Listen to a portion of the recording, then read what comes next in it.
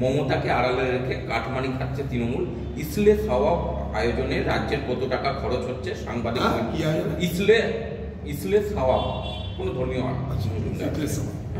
আয়োজনে রাজ্যের কত টাকা খরচ হচ্ছে সাংবাদিক বৈঠকে উত্তর দেয়নি পরিবহন মন্ত্রী। তারই পরিপ্রেক্ষিতে বিস্ফোরক এই তহসিল। দেখুন, পশ্চিমবঙ্গে মুসলমানদেরকে ভোটের ব্যাগ ভাবা হয়, ভোট ব্যাগ। আর মুসলমান সমাজকে বিভ্রান্ত করার জন্য মুসলমান সমাজ একটা অংশ প্রলোভিত করে টাকা দিয়ে পয়সা দিয়ে ম্যানেজ করার চেষ্টা করা হয়। আমি বলছি মুসলমান সমাজের একটা অংশকে কিন্তু পাশাপাশি সোশ্যাল মিডিয়ার মাধ্যমে মুসলমান সমাজের মধ্যে ভুল বিকৃত ব্যাখ্যা প্রচার করা হয়। হ্যাঁকে না, নাকে হ্যাঁ, সত্যকে অসত্য, অসত্যকে সত্য প্রচার করা হয়। খুব সাধারণ কথা, আমরা দাবি করেছিলাম রমজানের মাসে এই সরকার রেশন ব্যবস্থার মধ্য দিয়ে সস্তায় সুজি, চিনি, খেজুর, ফল যেগুলো লাগে মুসলমান সমাজের মানুষের, সেগুলো জন্য কি কিছু ভাবা উচিত ছিল না? ভাবলে কি ক্ষতি হতো? রোজা তো সবাই করে না, হিন্দু সমাজ তো রমজান করে না। একটা সমাজের একটা অংশ তারা রমজান করে, তাদের অভাব আছে, তারা পারে না জোগাড় করতে, তাদের ইফতারির খরচ সবাই জোগাড় করতে পারে না। তাই আমরা দাবি করেছিলাম যে রমজানের সময় ঈদগাতে যাতে আলো দেশ সাজানো হয়, কোনো ক্ষতি ছিল না। আমরা দাবি করেছিলাম ইমাম বা মুয়াজ্জিন যারা এই রমজানের মাসে যাদের বিশেষভাবে মেহনত করতে হয়, সকাল থেকে রাত পর্যন্ত, মনে করুন তারাবির নামাজ পড়াতেও হয়, এটা সহজ ব্যাপার নয়। সকাল থেকে রাত, গোটা দিন রাত ইবাদতে ব্যস্ত থাকে, তাদের জন্য বোনাসের ব্যবস্থা করা কি অন্যায় দাবি করেছিলাম? আমরা দাবি করেছিলাম যে রমজানের সময় যারা সরকারি দপ্তরে কাজ করে অথচ রমজান পালন করছে, তাদেরকে ছুটিটা একটু আগে দিয়ে দাও, 1-1.5 ঘন্টায়। কারণ রমজানের মাসে বিকেল হয় ইফতার, সকালে যেমন সেহরি খাওয়া হয়, বিকেল হয় ইফতার।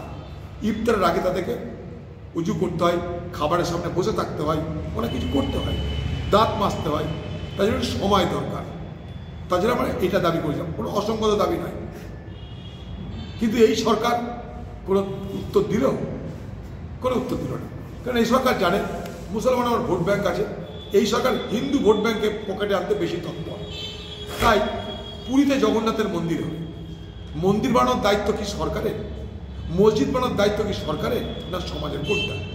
মন্দির বানানো, মসজিদ বানানোর দায়িত্ব সমাজের, সরকারের নয়।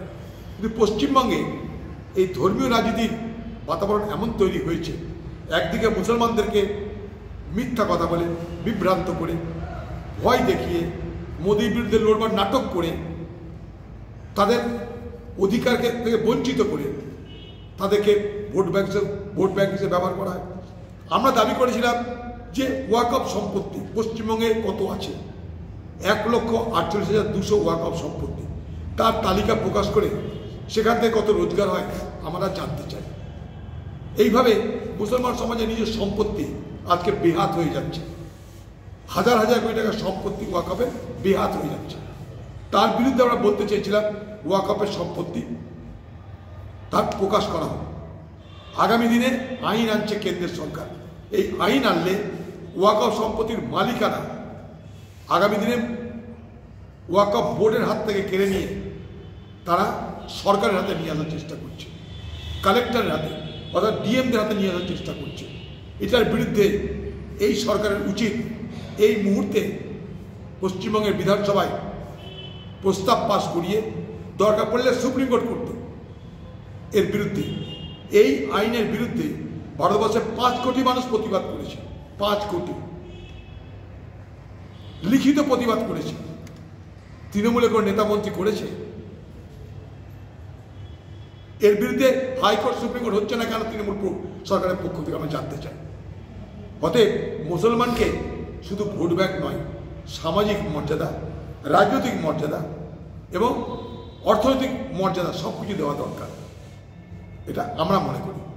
এটাই হচ্ছে সমাজের সকলকে নিয়ে চলার পথ।